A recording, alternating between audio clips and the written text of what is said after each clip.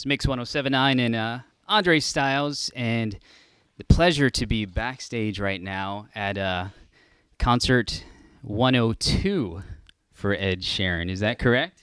Very correct, yeah. And it's actually, we've only got 3 concerts left in the States this year. And that's including tonight. So Columbus is sort of on the tail end of the whole tour, and we got 2 nights, which I wouldn't say rare, but there weren't too many tour stops that you did 2 nights with. Yeah, it obviously means people in Columbus like the music, which is good. Yeah, well, thank you. We appreciate it. I was going to say, is there any special meaning to Columbus to be able to be here for 2 nights? I think I've been here a bunch of times. I think all the places I was in for 2 nights, I've played a bunch of gigs in. Columbus is like, it's always a tour stop that we've done, from like very small level up to here. Yeah, well, we appreciate it. We know we've had you here when you were at the Newport, down by campus, and then when you were opening for Taylor Swift multiple times. So it's always great to have you back, and 2 sold-out shows here at Nationwide Arena. So tour going well, going to be, ending it in Nashville in the next couple of nights.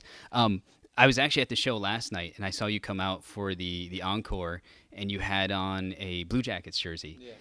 Do you keep all of that stuff? No, I give it to Kev, my security guard. Always looks for a kid in the front row that he wants to give it to. So then we just give it to someone afterwards. But I think I got a Buckeyes one tonight. Very nice. Oh, we won't spoil that for anybody. So and we know you know what to say up on stage. You get the crowd going with the OH and everybody chants IO. So that's pretty cool. Do you autograph it for the kids and throw it out to them? Yeah, sometimes I've stopped doing do you know what? Because usually it has my name on the back. So if it has my name on the back, I'll just do it straight away so the kid doesn't leave too quickly. But if it doesn't have my name on the back, then I'll autograph it. That's going to be the top-selling Blue Jackets jersey now, number 17 with Sheeran on the back of it now, since that's what they gave you. Does it get hot up there and wearing the long-sleeve ones? Yeah, it's horrendous. So thankfully it's only 2 songs, but yeah, wearing an ice hockey jersey is pretty hot. Because usually it's just a t-shirt and jeans, and it's you up on the stage. And I tell everybody that I come into contact with, if they've never seen you before, it's one of the greatest live shows that I've seen. And I saw you last night. I saw you in Vegas when you did Rock in Rio out there as well. But it's just you on stage with the loop box. Have you ever hit the wrong pedal or recorded the wrong thing? Numerous times, because it's all live and everything can go wrong as much as it can go right. So yeah, you just have to be practiced in it. It's all about the timing, I feel. But no freaking out on stage because you've done it but we wouldn't know in the crowd, right? Yeah, I mean, every time I make a mistake, I know how to cover it up pretty well. Yeah. He's a pro. He's a pro up there on stage. The album Divide, of course, is out now. You've written songs not only for yourself, but I know with your opening act, James Blunt, and a lot of other people. When you write a song, if it's maybe you just writing the song, not with another artist, do you have somebody in mind that you're writing that music for?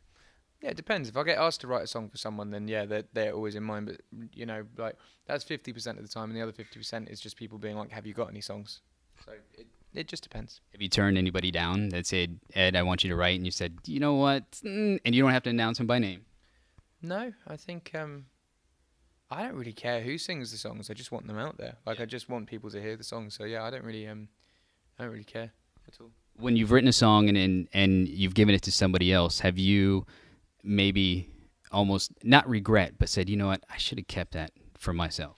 No, because my attitude is always like, you can always write another song. Like, every song that I feel like has been my best song that I've written, I've always managed to write something that I feel is better. So, yeah, I've never really had any regret about giving any songs away. And the song Perfect, which is the new single out now and which we're playing, actually is based on true stories, correct? Yeah. Which, personal and relationship and everything else. I mean, the lyrics are true, right? Yeah, it was written within, I reconnected with someone that I went to school with, and it was written within the first sort of month of that relationship. And it was the first song that I wrote for the album, and it's been what the whole album was sort of made around, which is kind of cool. Cool. So when you're on stage, you and the loop, but then you with the guitars, and pretty much every song you're switching out guitars. How many guitars do you go through in a night? I think there's 9. About that, yeah. And you've got a whole team working back there because I know if you break a string, you can just easily switch it out and get a new one. Yeah, whenever a string's broken, it's like maximum 20 seconds before we can change another guitar. Nice. I know at times, especially when you've been on tour, you've done different stops and you've gone out and around town, hung out, and every once in a while you'll go and do a jam session. I know you just think I saw with Dave Chappelle. You did Yeah. a little jam session.